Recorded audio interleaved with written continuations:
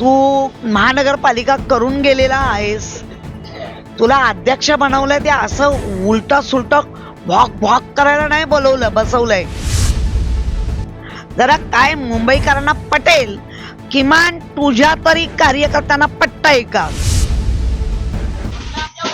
राज्यातील महानगरपालिकेच्या निवडणुका या 15 जानेवारी रोजी पार पडणार आहेत. त्या अनुषंगाने सर्वच राजकीय पक्षांकडून जय्यत तयारीला सुरुवात झालेली आहे.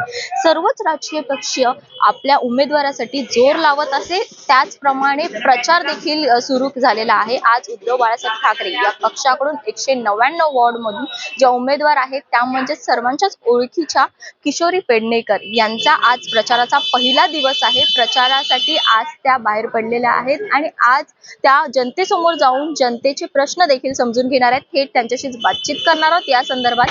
ताई, आजचा पहिला दिवस आहे प्रचाराचा, कशा प्रकारे जनतेमध्ये जाऊन त्यांचे प्रश्न जाणून घेणार आहात? मुळामध्ये जनतेचे प्रश्न आम्हाला माहिती आहे.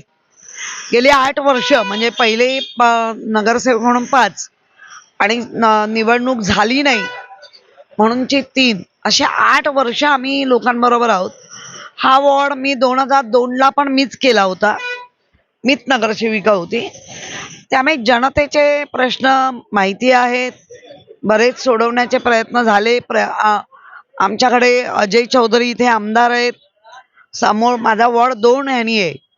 एक शिवडी विधानसभा 21 बूथ आणि वरळी विधानसभा 31 बूथ. तर तिकडे सुनील शिंदे, सचिन भाऊ अहिर, त्याच्यानंतर आदित्य ठाकरे हे त्या वॉर्डमध्ये आमदार आहेत आणि खासदार आमचे अरविंद. त्यामुळे इथे बरीच कामं होत असतात, पर्सनली होतात, महापालिकेच्या माध्यमातून होतात, म्हाडाच्या माध्यमातून होतात. आता फक्त जसं आपल्याकडे आपण लग्न ठरवलं, लग्न आहे 15 जानेवारीला लोकशाहीचं लग्न आहे, तर त्या लोकशाहीच्या लग्नामधली एक यजमानी किशोर पेडणेकर 199 वॉर्ड मधून. तर प्रत्येकाच्या घरी जाऊन आपला अक्षता म्हणतो ते परिचय पत्रक ते त्यांना देणं, आणि त्या परिचय पत्रक म्हणजे मला परिचय आहे पण त्याच्या पलीकडे जाऊन काय केलं तर ते पत्रक आम्ही देणार आहोत. आणि ते भेटले, आपण प्रत्येक नागरिकाला भेटलंच पाहिजे, कारण मी ओळखीचे आहे असं गर्व किंवा उन्मत्तपणा असता कामा नये. आणि कायम आम्ही आमच्या विभागात नम्रतेने काम केलंय.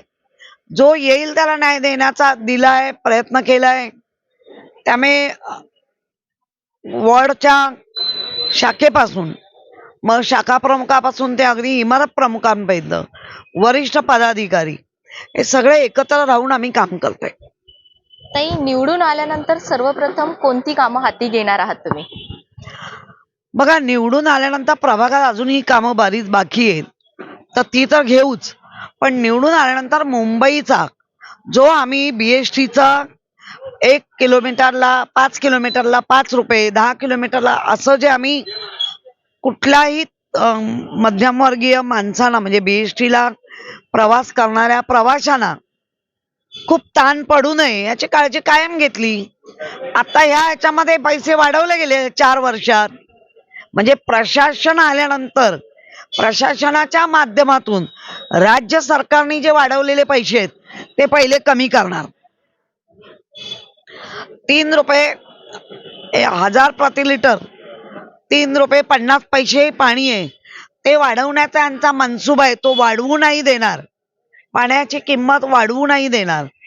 कचऱ्यावर कर लावण्याचा यांचा मानस आहे, तो कर लावू नाही दिला जाणार. 500 फुटाचं घर त्याला कर माफ केलंय उद्धवजींनी, तो पुन्हा चालू करण्याचा यांचा मानस आहे, तो आम्ही होऊ नाही देणार. उलट आम्ही 700 स्क्वेअर फुटाच्या घराला सरसकट कर माफ करणार आहोत.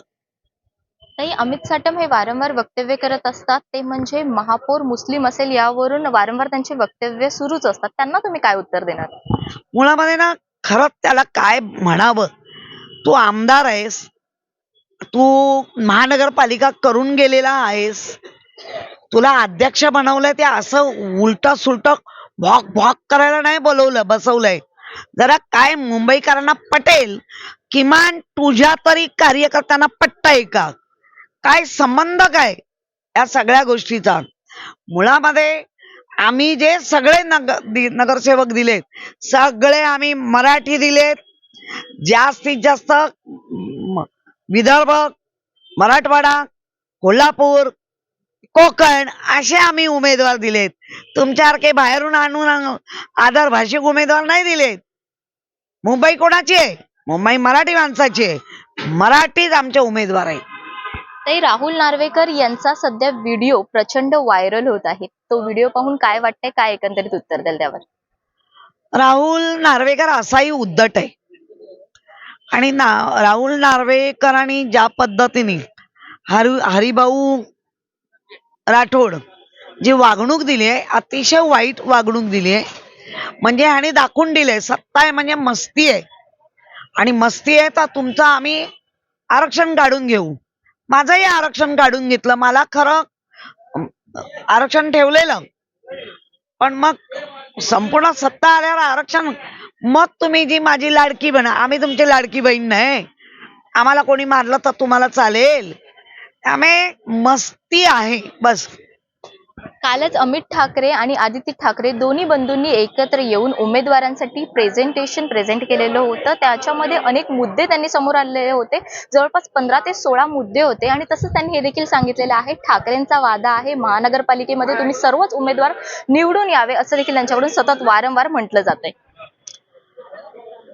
ठाकरे हे शब्दाला जागणार आहेत, आणि किती कोणी म्हणावं. ठाकरेंचा वादा हा कायम पाळण्यासाठी असतो. आपण कोविड काळामध्ये जो थाळी चालू केली होती, ह्या लोकांनी बंद केली. आम्ही महिलांसाठी पण त्यांना लागणारं महानगरपालिकेच्या माध्यमातून बिनव्याजी कर्ज, हे तर आम्ही तेव्हाही देत होतो, आत्ताही देणार आहोत. त्याचप्रमाणे ओपन पेस कशा असाव्या त्याचं त्यांनी उदाहरण दिलं. प्रदूषण, त्या प्रदूषणावर काय काम करणार आहोत, कारण C14 क्लायमेट आदित्यांनी आणलं होतं. ज्या स्कूल आहेत त्या स्कूलमध्ये 5 आपण बोर्ड वेगवेगळे आणलेत. आपण SSC बोर्ड, त्याबरोबर 4 बोर्ड, अगदी इंटरनॅशनल IB बोर्ड पण आपणच आणलंय. त्यामुळे या मुंबईतल्या नागरिकांच्या मुलांना चांगलं शिक्षण मिळावं, त्यांच्या चॉईस प्रमाणे मिळावं, आणि ते फ्री शिक्षण मिळावं, ह्याच्याकडे आमचं लक्ष आहे. ताई, तुम्ही मुंबईचा महापौर म्हणून काम केलेलं आहे. यंदा जी निवडणूक पार पडेल त्यानंतर जो निकाल लागेल त्यानंतर देखील यंदाही मुंबईचा महापौर म्हणून काम करण्याची इच्छा आहे? नाही, इच्छा सगळ्यांची असते. अजून आरक्षण यायचंय आणि पक्ष ठरवत असतो.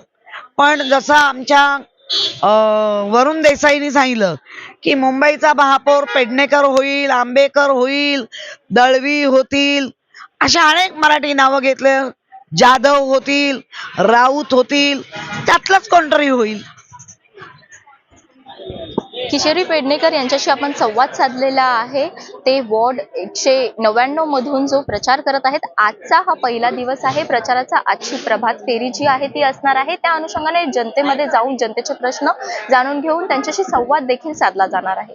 व्हिडिओ जर्नलिस्ट कल्पेश मोरेसह स्नेहा जाधव, LS मराठी, मुंबई.